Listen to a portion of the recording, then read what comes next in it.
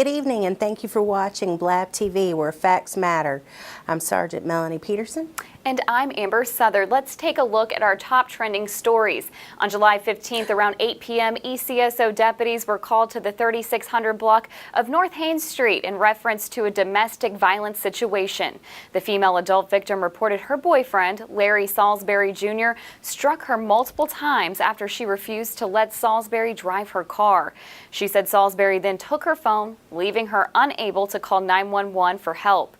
He then grabbed the victim by the throat, choking her until she lost consciousness. Salisbury may still be in Escambia County or could be in Alabama. If you have any information on Larry Salisbury's whereabouts, call the ECSO at 436-9620, or to remain anonymous, you can call Crime Stoppers at 433-STOP. An ECSO surveillance case left one man behind bars. On July 26, the Escambia County Sheriff's Office was notified about spools of copper wire being taken from the Gulf Power property on West 9 Mile Road. The ECSO Patrol Division set up surveillance of the area, and on July 27th, during the surveillance mission, Joshua Hogan was located on the property burglarizing work trucks. ECSO deputies identified themselves, and Hogan tried to flee the scene. After a brief foot pursuit, he was arrested and charged with burglary of a structure, burglary of a vehicle, grand theft, and resisting arrest without violence. ECSO deputies and school resource officers are constantly training to keep the county safe. This past month, they participated in active shooter scenarios like this one. We work with the school board, we work with the school district, and it's a good facility for them to be able to come and train and become familiar with. So it serves two purposes. We work training and tactics, but it also gives them the layout in this particular location that would benefit them should something happen here. Techniques, tactics, all of that changes. So for us to keep abreast, we have to keep monitoring this changing, monitoring these tactics so that we can instill the best possible response by our officers. It just helps them to become more effective in their initial response, which ultimately the faster we can get in, the faster we can access and address that threat, the more effective and the more lives we can save. The big part of what we try to do is set up a realistic scenario, because unlike the people who are precedent before us, right? We have to take a whole bunch of things. You know, bad guy doesn't have any rules. We do. So what we have to do is set up scenarios and set up realistic type situations that the officers are not only aware of what to do before, during, but they also have to know what they're available or what's expected after. Right? So we treat all three of those as they work these scenarios and making them realistic as possible. We put them under as much stress, try to get the adrenaline flow and try to get them to act under the most accountable stress that they can hold. That way, that shows them more effectively how we can combat those stress in these situations and again, make them more effective. We train year round. We have multiple blocks. In each one of those, for instance, when we're at the range, we just don't target shoot. We have done demonstrations of, bullet trajectory and things through glass. They do live fire exercises. There are a bunch of things. So in an effort, when we get something like this, it's a culmination of all of those little baby steps put together, rather than just here we are at active shooter and these are the tactics used to do that. This is a culmination of constantly and continual training that allows them to put all those small pieces together in one big effort to combat that threat or handle and assess situations effectively to make them more effective, or in a situation to make them more successful. Check out this video making its way around social media. Deputies helping out a local veteran. Well, basically we just got a call for a welfare check. Someone was concerned about the resident of this house. When we got here, we saw how immediately it was overgrown, a lot more so than the other houses in the neighborhood. After talking to him, we realized that there was more to it. I mean, he was a 24-year Marine Corps veteran. He had recently lost or not so recently, but about 5 years ago, he lost his wife to cancer. And ever since then, his house really hasn't been the same. His neighbors have noticed that ever since his wife passed away, he just kind of has the willingness to really take care of himself or his house or his yard or anything. So we just kind of thought, what could we do? What can we do as a shift to help him? I proposed the idea to our shift during muster, and they were all immediately down to help. And you can see every one of them showed up today. just very willing, very open to helping out someone who just really wasn't able to, or physically able or mentally able to help themselves. As a deputy sheriff, you're a member of the community, and this is not only just someone that we deal with, but it's our, I live in Escambia County, so it's another citizen of mine. It's a neighbor, and it's someone that if I have the opportunity to help, I'm going to do. We got about 4 or 5 trailers here, about 5 truckloads, pretty much whatever people can bring, riding mowers, hand tools, pressure washers, whatever people could bring, they did bring. So I mean, even if they didn't have any tools and all they could bring is their hands and a pair of gloves, and they're out here helping out. If you see someone in your community, if you're a neighbor and you see someone that looks like something hasn't been right, their yard's been overgrown, just try and talk to them. I mean, these are your neighbors, everyone has a story, and if you can do it a little bit to help. We have some traffic tips for Blue Angels practices on NAS Pensacola. The U.S. Navy Blue Angels are back and practicing over the skies of NAS Pensacola on scheduled Tuesdays and Wednesdays at the Naval Aviation Museum. You can verify show dates and times before heading to the base at their website. Here are some traffic tips to help you on your way to the Blue Angels practices. Give yourself ample time to get on base. If you are not on base 30 minutes prior to the show, the parking lot will most likely already be closed. Have your IDs ready before you pull up to the gate. A sign will be placed on the Blue Angel and Gulf Beach Highway to let people know when the parking lot is full. Once the lot is full, no one else will be allowed on base to view the practice. Signs are posted on base to direct visitors to viewing and parking locations. Once parking reaches max capacity, no one else will be let on base. Are you an Escambia County business owner or manager? The ECSO Business Decal program allows responding deputies to quickly notify business owners in the event their business is victimized by criminal activity. Participating businesses are given a decal which is placed on the door or other conspicuous areas. Each decal has a code number which allows our dispatchers to access pertinent contact information. Having quick access to business owners in the event of criminal activity improves the odds of quick apprehension. For more information, contact Community Relations at 436-9735. Would you like to help prevent crime in your neighborhood? Neighborhood watch groups help prevent crime through awareness and closer relationships in your neighborhood. Are you interested in finding out how to start one and what are the minimum requirements? Well, join the Escambia County Sheriff's Office on September 18th at 5 p.m. for our Neighborhood Watch Academy, available to all interested in Escambia County. These are one-evening seminars and are held at our main administration building, and a complimentary dinner is provided for all attendees. Sign up early to attend on our website at escambiaso.com. Sheriff David Morgan kicked off the first night of Citizens Law Enforcement Academy. Sheriff Morgan welcomed the 70-plus attendees and took questions on a variety of topics. The Escambia County Mounted Posse showed how their horses can be used to assist in a vehicle rescue or in an aggressive crowd control situation. Deputy Howard Anderson from our Community Service Unit spoke to attendees about the posse. The ECSO Posse is a volunteer unit. All of our riders provide their own horses, feed, veterinarian care, and transportation.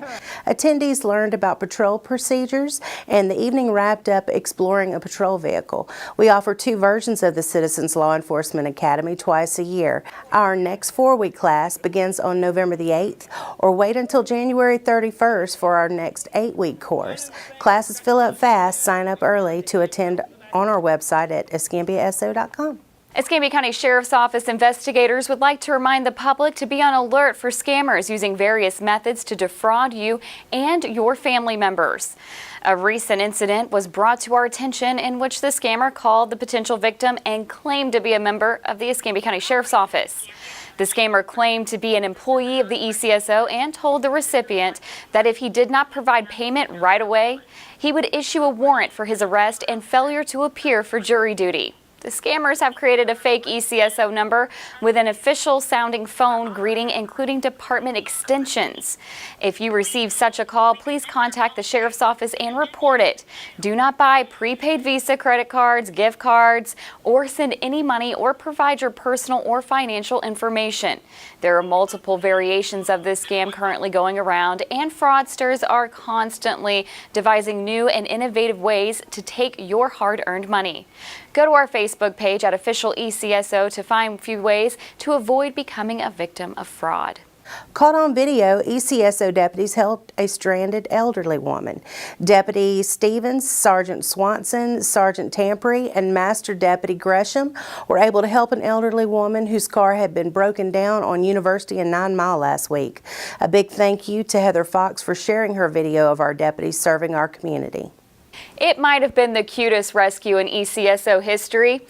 Thank you to Emily Morgan Thompson for taking and sharing this photo of Deputy First Class Markham saving a turtle on 9 Mile Road. Emily wrote on her post, "On my way home today, I noticed a cop car stopped immediately on a one-way on 9 Mile Road without his police lights on. I couldn't figure out why he was getting out of his car or why we were all stopped until I saw this little turtle in front of him." The officer proceeded to walk the little guy over far enough to be safe from traffic. Once traffic began to move again, I made a point to honk my horn lightly, wave, and say thank you. And he waved back with a smile. Not all cops are awful, and these little acts of kindness need to be known. The Escambia County Sheriff's Office is offering a free training opportunity to help places of worship consider the security needs of their facilities and operations. The training is designed for anyone responsible for the safety of their place of worship and will help attendees to understand the challenges and needs of worship security. The goal is to make the process of creating a secure environment easier, less expensive, and more effective. The next class will be held at the ECSO at 1700 West Leonard Street on Tuesday, September 25th at 5:30 p.m. Seating is limited. To secure a seat, please complete a registration form at escambiaso.com. Manna Food Pantry stopped by to thank the ECSO for participating in the donut strike for Manna. The Escambia County Sheriff's Office, along with the Escambia County Fire Rescue, Pensacola Police, and Fire Departments teamed up together for a 3-day strike against donuts while collecting from generous Escambia County citizens. Over 34,000 pounds of food was collected. I'm Chief Deputy Chip Simmons, and welcome to Crime Tip Tuesday. Here's a tip to help keep your Social Security account secure. Identity thieves will try to gain access to your Social Security account or attempt to apply for disability benefits under your name. Regularly monitoring your benefits through your Social Security online account can help prevent this from happening.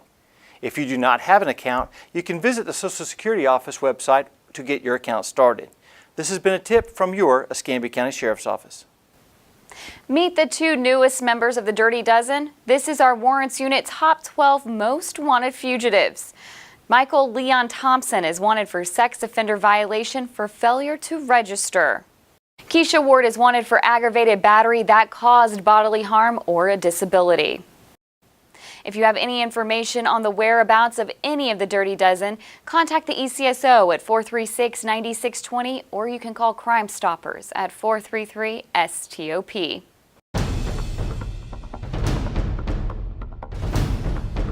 We need your help locating the people in this week's Crime Stopper segment. Our first featured fugitive is Robin Warren. She's 46 years old and is wanted for petty theft, her third offense. Warren has a bond of $15,000. And you want to know why she has such a high bond? Why is that? Because this is her third time, which is automatically a felon. She could steal a pack of gum and be charged with a felony. My goodness, Robin. Get it together. Yeah. Get it together. Get this taken care of. Turn yourself in. If not, somebody at home will. Yeah, it's all downhill from now. Yeah. From this point on, it's all felony. Our next wanted fugitive is Lily Smith Kelly. She's 39 years old and she's wanted for possession of heroin, drug equipment, and 2 times, possessing a controlled substance without a prescription. And she has a bond of $207,000.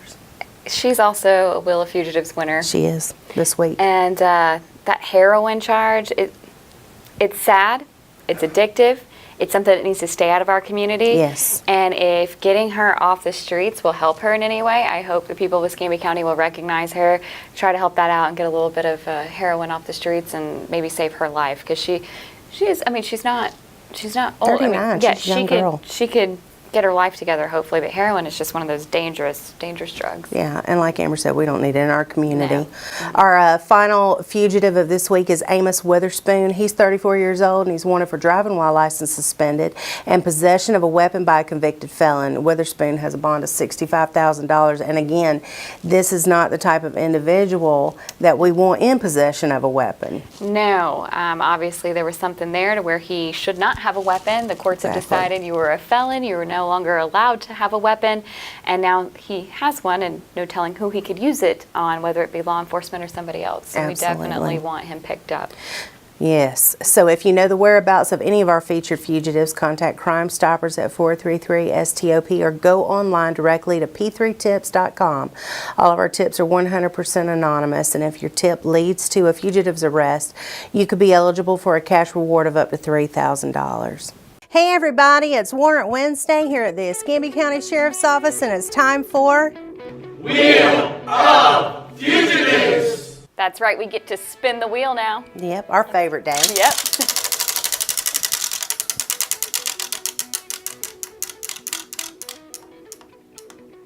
All right, this week's winner is Lily Smith-Kelly. She's 39, Amber. She's wanted for possession of heroin, drug equipment, controlled substance, without a prescription 2 times with a bond of $207,000. My goodness, that's a large bond, and those charges are nothing to mess around with. We hate to hear when people are on drugs, especially heroin.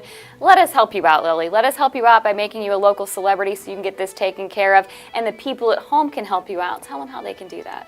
Call Crime Stoppers at 433-STOP. If you know where Lily's at, give us her location. Once she's arrested, based off your information, you could earn a reward of up to $3,000. It's like Amber and I always say, crime doesn't pay, But we do.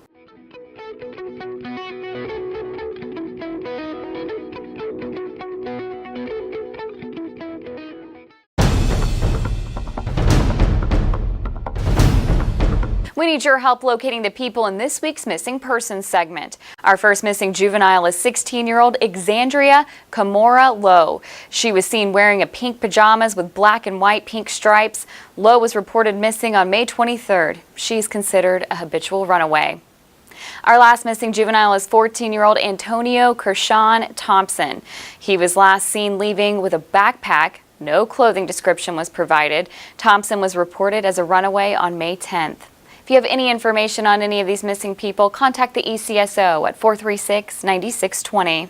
We have a new event just around the corner. Well, I say new event. We do it every so often. It's called Cops and Kids, but it's got a different twist on it this time. Yeah, we try to do 3 or 4 of these a year. It's a picnic, basically, with cops and kids, and that's exactly what we call it. It's a picnic. Yeah. But this year, or this time, it's on September 8th, so we're close to 9/11, so we're going to have a first responders, heroes type theme. Yeah. So, again, you know, it's a Cops and Kids picnic. It's September 8th, which is a Saturday, and this time we're going to be in Ashton Brosenham Park. Okay. Those of you who don't know where Ashton Brosenham Park is, it's off 10 Mile Road. Once you get the sign there at Ashton Brosenham, follow it till it dead ends and you'll see us. Perfect. We got the far north 2 fields, I believe, this year. So yeah, we're going to have everything that we generally have with the Cops and Kids, but on top of this, we're going to have the Escambia County Fire Rescue there. We're going to have Search and Rescue there. We're going to have Pensacola Police Department's going to come out, and of course, we'll have the Explorers, we'll have the mounted unit, we'll have the SWAT team, we'll have the canines. They're always a big hit for the kids. And of course, you'll have the SROs out there playing games with the kids. We're going to set up the hay bales again, but this time we're not going to have the kids run after a bad guy. Basically, what it's going to be a race. So they're going to have to, you know, race one of the SROs or one of the other deputies, or maybe some firemen. We'll just see how they do.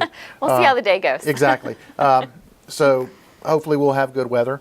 We tried to do it at Ashton Brosenham a few months ago, but the weather didn't cooperate. Yeah. So we had the last one at Inslee Elementary, which was a huge success. A lot of people came out.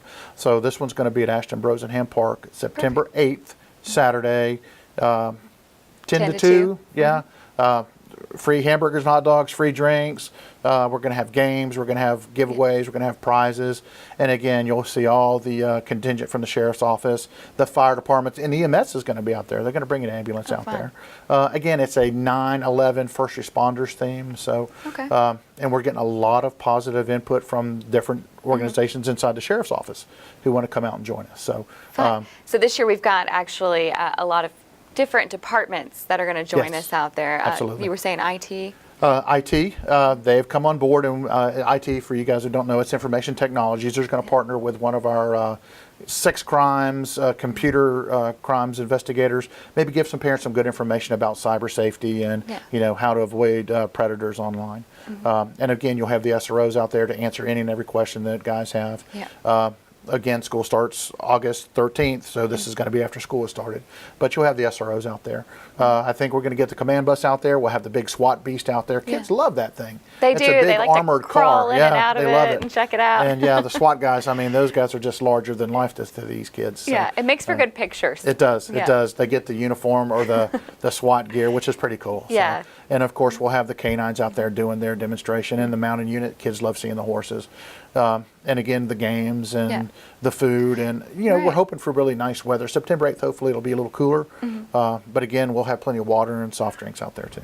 So anybody that's never been out to our Cops and Kids event, and they're just kind of hearing about it, we've got a huge following. A lot of people typically do show up. They do show up, yes. But what is the thought process behind it? Why was this event created? Well, the original thought process was to have a relationship in a very informal, fun, Southern tradition, picnic type setting. Right. So, and that's where it evolved from. Commander Tharp and I got together, and it was actually his brainchild. He wanted to have a picnic. He wanted to bring the community together, in a very informal, fun setting. So what better way to do that? And the first one was a spring carnival type picnic, which we started. And I think the first one was over in Avondale. And since then, we've placed them all over the county, and we try to spread them out a little bit to give people in different areas the opportunity to come. But we invite anybody, anywhere, city, county, I don't care where you're at, come on over. So again, we want kids to come and have a good time with us. We're not in schools, even though these are SROs that are doing it. We're not answering calls. We're not on traffic stops. These are law enforcement officers, having a good time, and we bring our families out. We bring our kids out. So we want, the community to come with us and say, okay, these guys are, the law enforcement officers, but they're part of the community. So people from our churches come out, and visit with us, and we sit down and have a hot dog and drink a cold, Dr. Pepper with them or whatever, and play some games. And that's pretty much what it's about. And, Sheriff Morgan has wanted us to put these together, and pretty much we take one from one location, we just duplicate it to another location. So it's pretty much the same thing. So this go around, it's like I said, the 9/11 first responders thing, and we're bringing in some extra help. It'll be a lot of fun. Exactly. We're going to have a lot of people out there. So coming out and join us. So what are things people need to know? Who's allowed to come out there? Is it free? It's perfectly free. Anybody's allowed to come out there. We like the kids to come out because we like the relationship with the kids. If we can build that relationship between law enforcement and kids at that young age, we hopefully can nurture that and use that later on in life, and help prevent crime, help solve crimes in a community because they feel comfortable talking to us. It's not that the parents don't, but we try to hit all levels of the spectrum. So again, for kids to feel comfortable talking to us and being around us in a very informal, fun atmosphere, we want that to carry over. We don't want them to be afraid of us. Even though the things they hear and sometimes the things that they see involving law enforcement is not always positive. And we understand people don't call us to their homes because they're having a good day. Generally something bad or something terrible has happened. So kids see that and they associate law enforcement with the bad stuff, with the negative stuff. So we want them to associate us with the good, the positive, the safe, and build that, and they understand a little bit more why law enforcement is necessary in a community and why it's necessary for them to partner with us, with the communities and with the neighborhoods to help prevent and solve crimes. Well, thank you so much for talking about this event. We're really excited. And to be able to partner with all the other first responders. It's going to be a great time. It's going to be fun. Well, we hope to see you on September 8th.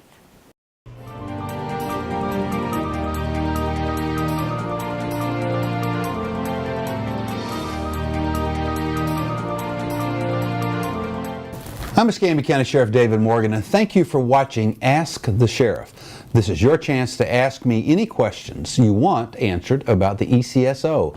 Our team hits the streets again, and here are some of the questions you asked.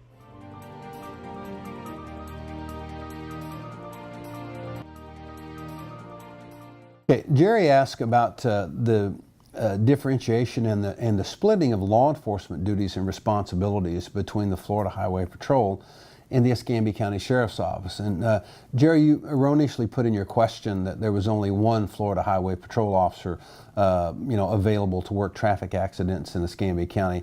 That's not true. I can tell you that the Florida Highway Patrol has more officers assigned than that.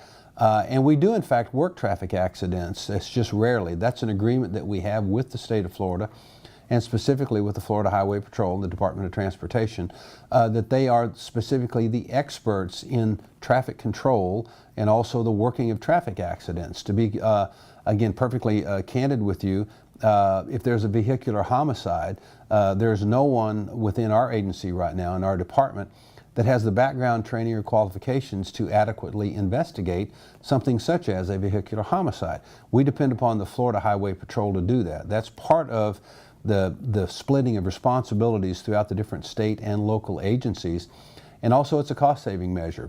That way our agency doesn't have to be all things to all people, just like with the Florida Department of Law Enforcement. We don't have a DNA lab. We don't have certain capabilities here, which saves our local taxpayers money, and we defer that analysis to the Florida Department of Law Enforcement. Just like in the areas of traffic enforcement, etc., we apply the Florida Highway Patrol to those specific issues. While we can work certain vehicle accidents, we almost always defer to the Florida Highway Patrol because they are the experts in traffic management and accident investigation.